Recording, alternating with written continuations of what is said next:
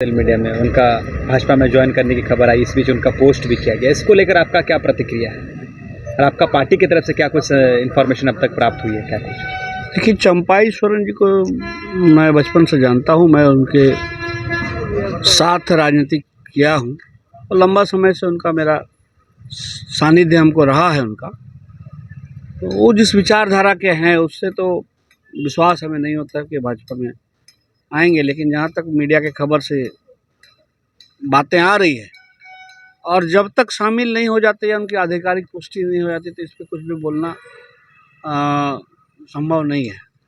और चूँकि उनका मेरे साथ आज का दिन का रिश्ता नहीं है, बहुत शुरुआती रिश्ता से उनके साथ रहा है। लंबा समय तक मैं उनके साथ झारखंड मुक्ति मोर्चा में काम किया हूँ, तो इसलिए मेरे लिए कोई बहुत ज़्यादा कोई अस्वाभाविक चीज़ नहीं होगी। और राजनीति में तो पल पल स्थितियाँ बदलती है, परिस्थितियाँ बदलती है।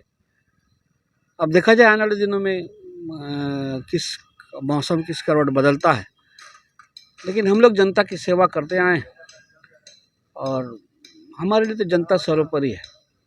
यदि वो भाजपा में शामिल होते हैं तो आगे विधानसभा चुनाव में क्या कुछ देखने को मिलेगा? पार्टी तय करेगी। पार्टी सबसे बड़ी बात है, पार्टी तय करेगी किसको कहाँ जवाबदेही देगी और पार्टी के दिशा निर्देश पे आगे जैसा होगा, जहाँ हमें जिम्मेवारी मिलेगी हम उस जिम्मेवारी का निर्वाह करेंगे। तो आपकी खबर भी आई कि यदि चंपाई सोरेन जी भाजपा ज्वाइन करते हैं तो आप भी घर वापसी आपकी होगी, झामू में आप ज्वाइन करेंगे? हाँ, इस खबर को मैंने भी मीडिया के माध्यम से देखा। ये स्वाभाविक है, बातें आएंगी ही, क्योंकि आप लोग के बदौलत से या सरायकेला की जनता की बदौलत से मैंने यहाँ काफ़ी काम किया है और काफ़ी ज़मीनी स्तर तक मैं पहुँच चुका हूँ और कार्यकर्ताओं के सहयोग से हम लोग लोकसभा में यहाँ अच्छा लीड भी दिए थे। तो स्वाभाविक रूप से और हमको यहाँ पर जनता, आम जनता या मीडिया भी चंपाई सोरेन जी का विकल्प के रूप में यहाँ देखती है, तो स्वाभाविक रूप से बात तो उठना है।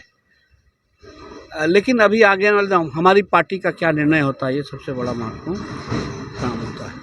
तो इस बीच चंपाई सोरेन जी ने जिस तरह अपना फेसबुक के माध्यम से, सोशल मीडिया के माध्यम से जिस तरह उन्होंने अपना पीड़ा जाहिर किया, इसको लेकर जो वर्तमान में स्वास्थ्य मंत्री बन्ना गुप्ता है उनका टिप्पणी नजर आया जिसमें उन्होंने विभीषण कहा, जो कि बहुत चर्चा का विषय बना हुआ। इसको लेकर क्या सोचते हैं? नेताओं को इस तरह की टिप्पणियों से बचना चाहिए। बन्ना गुप्ता जी हमारे सीनियर हैं, मेरा आग्रह है इस तरह की टिप्पणी, इसका मतलब आप चंपाई जी को विभीषण कर रहे हैं तो इसका अर्थ है कि हेमंत जी को आप रावण करना चाहते हैं। तो इस तरह की बात, आपस इस तरह का भाषा इस जगह तक पहुंचने के बाद से बचना चाहिए।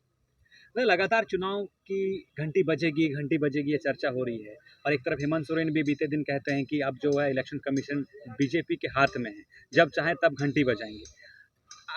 ये डेट को लेकर, विधानसभा चुनाव को लेकर क्या कुछ जानकारी है?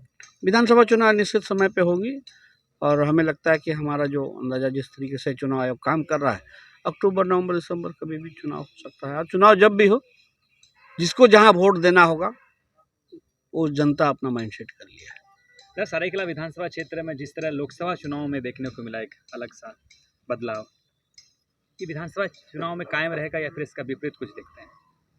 अब देखिए, राजनीतिक चीज़ें हैं, पल पल में बहुत सी चीज़ें घटनाक्रम होता है और जिस ट्रैक में हम लोग जा रहे हैं वो ट्रैक कहीं ना कहीं जनता हम लोग के साथ खड़ी है।